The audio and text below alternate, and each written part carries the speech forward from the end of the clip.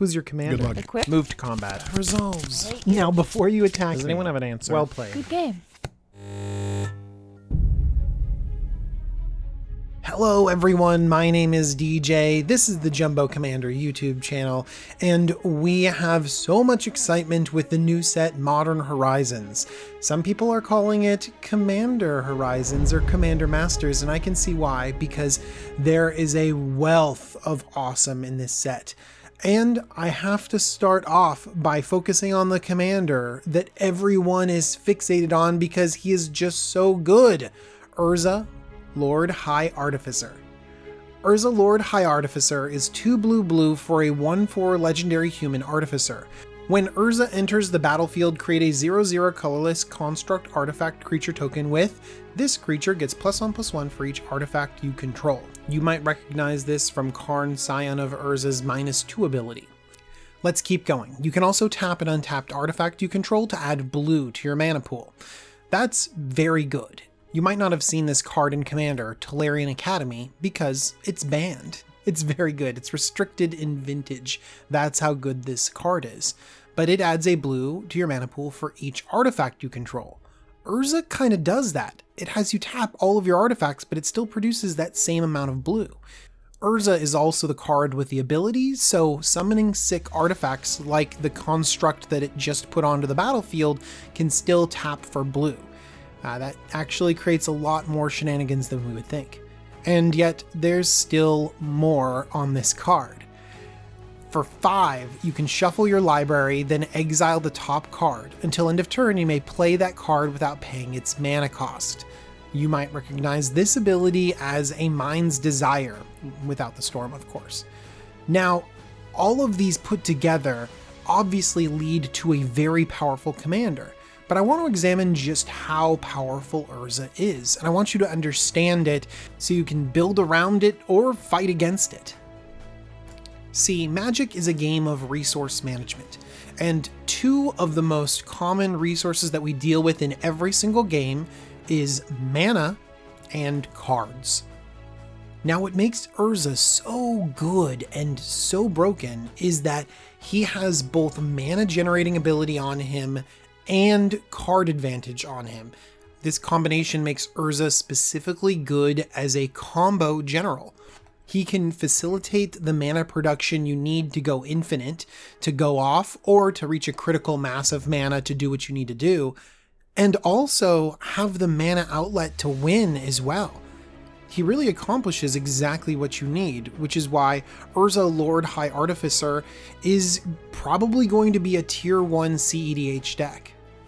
I will mention some of the competitive commander combos in this deck tech and I'll point them out to you, but if you really want to see how this deck comes together, I have a deck list link in the description that'll take you over to a collaboration of the Lab Maniacs and many other figureheads in the CEDH community, and they've been brainstorming Urza and they found out that Urza is quite good. So check them out if you want to see a CEDH version. And that actually jumps me straight into the deck breakdown for Urza, and the simple fact is that Urza is broken. He is very good, competitive level good, and so you have to wonder, where does he fit into your meta? If you go all out and really engage in Urza's combo potential, how will you be affecting the other decks in your playgroup? That's something you really need to consider, because not only does Urza have incredible combo potential, he also has some Stax potential as well. You could be taxing your opponents and shutting down and slowing them down as you're working towards your combo. It could be very powerful. I'm going to show you how to build that powerful deck, but I'm also going to show you how to build a less powerful Urza, a beatdown Urza that I find a little bit more exciting for me. Well, the first thing I want to do is take a look at these combos, because that's what a lot of people are fixating on, and they are very powerful. Urza just kind of goes off with Paradox Engine. It seems kind of silly because everything goes off with Paradox Engine, but this goes off even easier because all you need is a handful of artifacts. The Paradox Engine itself will tap for blue with Urza, and then remember that 5 activated ability, it will cast the spell, untapping everything, so Paradox Engine just kind of goes off with Urza so easily. In fact, anything that produces infinite mana will go off and win with Urza because he has that mana outlet, that win condition built into him. Dramatic Scepter is a well-known CEDH combo. You put Dramatic Reversal under Isochron Scepter, you have enough mana rocks to activate it, and boom, you're just tapping and untapping everything over and over again, netting mana, netting the win. Another infinite mana combo is Grand Architect and Pilipala. You can tap Pilipala with Grand Architect's ability to generate 2 colorless mana for artifacts only, and then Pilipala actually has this crazy untap ability to produce a mana, and so that will net you 1 mana through this rotation, and you win. Pilipala will also go infinite with your commander and a cost reduction ability like Training Grounds. People like Training Grounds in general because that 5 mana activation on Urza is very expensive. But with Pilipala's activated ability only costing 1 generic mana, you can tap the Pilipala with Urza's ability, generating a blue, and then you can use that blue to untap it and produce whatever color mana you want, and then you're up a mana. Another broken cost reduction ability is Power Artifact. It just reduces the activated ability by 2. Not that bad, except for when you put it on Basalt Monolith, you produce infinite mana. And that's honestly all it takes, is as soon as you get to infinite mana, you generate 1 extra mana in a rotation, and then you just win the game because Urza is the win condition on him. You just keep activating that ability, keep going, keep going, keep going, and you can figure out a very simple win condition in the deck. Some example are Infinite Swans, those 2/2 birds tokens from Swan Song that you can produce over and over again to run your opponents over, or being able to use a Lab Maniac to draw out your deck and win that way. I love the win conditions on some of these decks because they devote so much time and energy to disruption and combo and consistency, and then like win condition is like, 2/2 flyers eventually once I've locked everything down. It's great. Speaking of consistency though, that's one of the reasons why this deck is so powerful, is because there's such great consistency across blue and artifact retrieval. Reshape, War of Invention, Transmute Artifact, Fabricate, all of these are going to be staples in a deck that relies around artifacts and finding them. And then along with that, we're going to want to protect our combo. Spellskite can protect Urza. Padim does not protect Urza, so definitely not as competitive, but if you are running a deck full of artifacts, Padim might also draw you some cards eventually too. Okay, I want to mention a few things before we leave the combo section. The first thing is that all of these combos that I've mentioned, Urza didn't create them really. They existed already. Urza just became a commander shell for them. You could have been playing decks with all of these in it, but I didn't see a lot of them at commander tables. This combo heavy build of the deck is very good, but it doesn't mean you have to build the very good version of this deck. Just be really careful as you're building this deck and think about what you want to play. I have a feeling that this could fall into a Leovold Emissary of Trest category, where essentially everyone sees the most powerful version of the deck, builds it. They're kind of fun for 1 or 2 games, but ultimately makes everyone miserable. And honestly, I didn't see a lot of Leovold before it was banned, and the ones that I did see were like Sultai Elves. So don't spend all of this energy producing a deck that slams all of your friends' decks and then you don't want to play because it's imbalanced, or your friends have to build something else. So use some restraint and use some thought when building this deck, and take some of the things that I'm bringing into this so that you don't have to just like net deck the most powerful version, smash people, and realize you spent a lot of money on a deck you don't like. And I think you should take this to heart because the next category is so stinking powerful, and it makes Urza like really crazy mean and annoying to play against. Let's talk about some of the Stax pieces that work so well with Urza. Winter Orb, Trinisphere, Storage Matrix, Static Orb. All of these will tax your opponent's mana base, but with your commander, you can turn them off. I'm going to read Winter Orb for us. As long as Winter Orb is untapped, players can't untap more than 1 land during their untap steps. This is a miserable card, a very competitive card, and people aren't going to want to play against it with you. But especially it's bad when you can use Urza to tap it right before your turn and then all of your stuff untaps. Yeah, it just basically slows down the game for everyone, shuts everything down, and then you're just fine. Everything's great. And these cards are really at the top of the list for EDH rec because, well, they're very good again, but it might not be what's right for you and what's right for your playgroup. Same thing with Back to Basics is one of these powerful cards in this version, and you're right, the competitive versions will run the Winter Orb, Back to Basics, Static Orb, all of this stuff to disrupt your opponents as you just smash toward victory. But if you're playing in a casual game and you don't have a combo piece that everyone is racing towards, then this is going to make for a slog and you're not going to enjoy playing your deck. Actually, you might enjoy playing your deck, but your opponents won't. How about some other untap abilities that could be really balanced? There's Card Draw and Howling Mine. This could be your own personal Phyrexian arena because it has this same untap ability. You know, at the beginning of each player's draw step, if Howling Mine is untapped, that player draws an additional card. So basically you can tap it during your turn with Urza, no one else draws a card. You get to untap, upkeep, draw, and draw your additional card. So you have a 2-mana mana rock that draws you a card every turn and no one else. The same thing goes for Key to the City. You can tap it for mana, and then when it untaps, you can just pay 2 to draw a card. You can see how these are much more fair than the Winter Orb, Static Orb, Trinisphere, tappy, untappy shenanigans. And really, we're just going to want all sorts of artifacts in this deck because Urza lets us play with Moxes. It's just amazing. Mox Opal, Mox Diamond, Chrome Mox, Lotus Petal. All of these are kind of Moxes in our format. They're all very, very expensive. But any 0 casting cost artifact can just come down and be a Mox. That's crazy. It does mean we have to have Urza on the battlefield, and so much of our game plan could be revolving around Urza, which is why I like these Moxes, because they can work on their own to ramp us into Urza. That's why I want to pay attention to the 0 CMC pitfall. Some people are so excited about having Moxes in their deck, then they're cutting lands down like crazy and building decks with tons of 0 CMC spells, like a Quarter's Shield. This equipment comes down for 0, and if you have Urza on the battlefield, yeah, it's a Mox. That's crazy. And so if you have tons of mana producers that cost 0 that you can dump onto the battlefield, maybe ways to refill your hand like draw 7 effects, you could go off. It could be crazy. You could accelerate into a combo and win. But a Quarter Shield also has the potential to do absolutely nothing. It could just sit there and look pretty.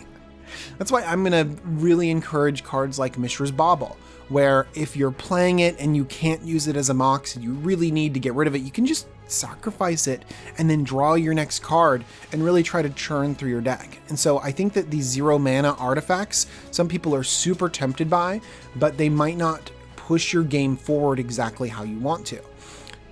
So in the most broken version of this deck, you need mana rocks that get your Urza out. And in the more fair versions of this deck, you want safer mana rocks that can actually do something in the later game. And I'd be very cautious of 0 CMC artifacts in your deck that just don't do anything, because there's tons of cards for 1 and 2 that do a lot. Sensei's Divining Top is great, and this could be a 1 mana rock. Expedition Map, again, a 1 mana rock could go and get you the land that you need. Scroll Rack could be very, very good. It could be a 2 mana rock, but then also you can put cards from your hand onto your library and then draw that many. And then remember, Urza has on him an ability to shuffle, so this could be a constantly new source of cards. I'm also in love with Treasure Map. It's nice to have this little mana rock in here, but then you scry a little bit, and if you flip it, then you generate 3 treasure tokens. Those treasure tokens are Moxes. Oh my gosh, so good. Retrofitter Foundry can pump out servos, which again are like mana rocks. This thing can get out of control putting artifacts onto the battlefield, and again, it only costs 1 mana.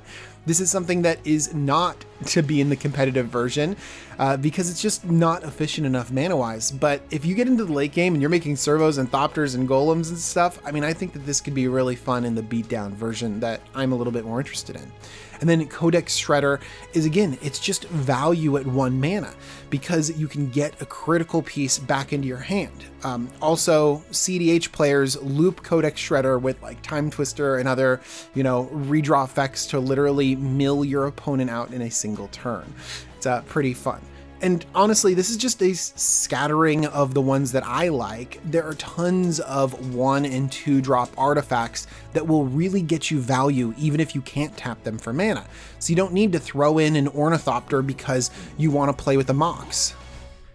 Mana reduction effects are really strong, Ethereum Sculptor, Foundry Inspector, but Sapphire Medallion is what people are excited about because it can help you cast your Urza faster and then tap itself for mana. Ooh, so good. It's really great when you can find artifacts that do what you want them to do without tapping, and so they just become mana rocks in addition to what they already do. Scroll Rock is a great 2 mana rock, but you can't activate it and use it for Urza mana. Same thing with a lot of the other cards that I mentioned, but these ones you can use, and that's why those cards like Winter Orb and Trinisphere are going to be very strong as well, because tapping them actually increases their power level. There's another type of cards that do what they're supposed to do without tapping, and that's equipment. Equipment equipped to creatures, and whether the equipment is tapped or untapped, they still grant the ability. So Bloodforged Battle Axe, Skull Clamp, Prying Blade, all of these are 1-drop equipment that you can equip to creatures. They give them value, and then you can tap them for mana, and they're still pumping those creatures. I put it on Bloodforged Battle Axe because I just love the idea of hitting people, creating more axes, but also creating more mana. Oh my gosh, it's going to be so much fun. This is definitely going to be in my beatdown version. Same thing with Skull Clamp. We're going to have a lot of incidental 1/1s in this deck because we're going to have some awesome Thopter and Servo creating abilities, and so being able to draw more cards and keep that engine going is going to be great. But also, it can just tap for a blue. It's really good. And then Prying Blade fits into my beatdown version of this deck because it can just hit someone and create a treasure. That's a Mox. Just imagine, oh, if I hit you with this, I make a Mox. And so let's transition into my artifact beatdown version of the deck. And one reason why I'm going to embrace this version is because of Lord High Artificer himself. He comes with a Karnstruct, this potentially huge monster attached to him. And I really like these Karnstructs. I've really enjoyed playing with Karn and making huge 5/5s or 6/6s, flooding the board and having this gigantic monster. I think it's really cool. And so it would be very cool to start smashing people with these artifact monsters. And also we could, again, go for a jankier combo. If we have Deadeye Navigator soul bonded with Urza, then we can flicker him in and out and then create a bunch of these Karnstructs. I love that idea, especially because those Karnstructs can tap for a blue, and so we can actually just create a Karnstruct for 1 mana. That's super good. By the way, if we soul bond with Prosperous Pirates instead, we could also just go infinite, creating an infinite amount of these Mox treasures. I love how Urza just accidentally goes infinite with so many creatures. Okay, well, in this artifact aggro version of the deck, I also want to go wide. I want to put some Karnstructs on the battlefield, but let's just flood the board with Thopters. Psymaster Thopterus, it's great. We're going to be playing lots of artifacts for incidental value, and then we're going to be generating these Thopters with some card draw attached to it. Efficient Construction also will put out a bunch of Thopters, but the brand new Mirrodin Besieged is my favorite. 2 and a blue for an enchantment. If you choose Mirrodin, whenever you cast an artifact spell, create a 1/1 colorless mirror artifact creature token. Very cool. But there's this second ability that I also love. If you choose Phyrexian, at the beginning of your end step, draw a card, then discard a card. Then if there are 15 or more artifact cards in your graveyard, target opponent loses the game. The thing that I love about Phyrexian is just making someone lose the game. That's great. I'm also really excited about the card draw attached to it, this looting effect, but also you can play Mirrodin Besieged and then it will trigger at your end step. That's immediate. It's like other win conditions that trigger on your upkeep or you have to keep it on the battlefield for a long period of time. This could lose someone the game very quickly. So I can imagine an army of Karnstructs and Servos and Thopters all attacking and getting damage through. Whirler Rogue can make something big unblockable and puts 2 colorless Thopter tokens on the battlefield. Vidalcan Humiliator is very cool out of the commander set. It has Metalcraft, we'll have Metalcraft, but basically when it attacks, if you control 3 or more artifacts, creatures your opponents control lose all abilities and have base power and toughness 1/1 until end of turn. It just shuts down their entire board, making your attacks insane. And then Sharding Sphinx is a big old 4/4 flying Sphinx that can then produce Thopters. And actually, it's not just itself that's producing Thopters. This has a growing effect. As you make more and more Thopters, those too will produce more Thopters. I love this aggro style because you can go wide with Thopters and Servos and go tall with Constructs. Arcbound Ravager is a great aggressive artifact creature beast. Okay, but you can start stacking counters on it by sacrificing incidental artifacts and just put all those counters on an unblocked creature. It's a really powerful card. Master of Ethereum does a little bit of both. It pumps your whole team, but also gets huge itself. And Steel Overseer is an anthem, just basically pumps all your artifacts over and over and over again. Man, if you go a couple turns with Steel Overseer on the battlefield, then suddenly your opponents just can't get back into the game. And then there's other ways that an army of tokens can gain some reach. I love Throne of the God Pharaoh. This is another example of an incidental artifact that also can become a mana rock with Karn.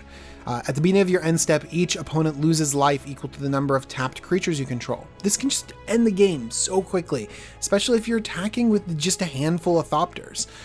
Crown of Doom is also a very fun anthem effect because it gets passed around between your opponents and it anthems everyone. So it's actually going to encourage a lot of aggression, getting everyone lower and so that you can close out the game. Another way to make all your Thopters and Servos threatening is Dragon Throne of Tarkir. It's a little bit clunky. It's a 4 mana equipment and costs 3 to equip. Ugh. And then 2 to activate. Oh geez. But it makes other creatures you control gain +X and trample until end of turn, where X is this creature's power. So you stick this on a construct and suddenly that's a huge overrun that can win the game. And then finally, we can always just turn all these incidental artifacts into something threatening. Tezzeret the Seeker and the Antiquities War. Both of these have the ability to pull artifacts out of our deck. Tezzeret can get you the exact artifact you want, or even ramp you by untapping artifacts. Really good. Antiquities War goes 5 cards deep. You're gonna hit an artifact in those 5 cards. But I love the way that these are armies out of nowhere. Tezzeret has a -5 that makes all your artifacts 5/5s. Same thing goes with Antiquities War when it finally goes off. They can kind of see this coming, this army of 5/5s coming at you, but these cards are good if you never truly get off this 5/5 huge army, because they interact with artifacts, they draw you cards, they're very strong. And then finally, we have a few different directions that you can take this. I'm going to go with the aggro artifacts and build a deck full of attacking artifacts and Urza value as you ramp into bigger and bigger stuff. But you could go a little bit more of a Spells Matters deck. It's really fun that a lot of competitive decks are going to be playing Trail of Evidence. It basically says whenever you cast an instant or sorcery spell, investigate. And that investigation token is a Mox. So if you decide that you have a critical mass of spells, then Trail of Evidence could be really good. Same thing goes with Spell Swindle. If you have the ability to get off a 5 CMC counterspell, then you can just ramp yourself into infinity with so many cool mana rocks. And if you do have a critical mass of instants and sorceries, you can play wonderful artifacts like Torrential Gearhulk, but I really like mechanized production, especially if you spell swindle something huge, especially if you're putting a bunch of clues onto the battlefield, servos on the battlefield, Thopters onto the battlefield, or you could just stick this on something huge like a mere battle sphere and just get value over a couple turns. I love alternate win conditions, and mechanized production has been one of my favorites. So what do I think about Urza Lord High Artificer? Well, I think he's good. I think he's real good. And I think that a lot of people are going to be tricked into building the best version of this deck, and that's not always what we're about. I very rarely play against the best version of a deck when I'm playing against people. I'm usually playing against the most fun version of this deck.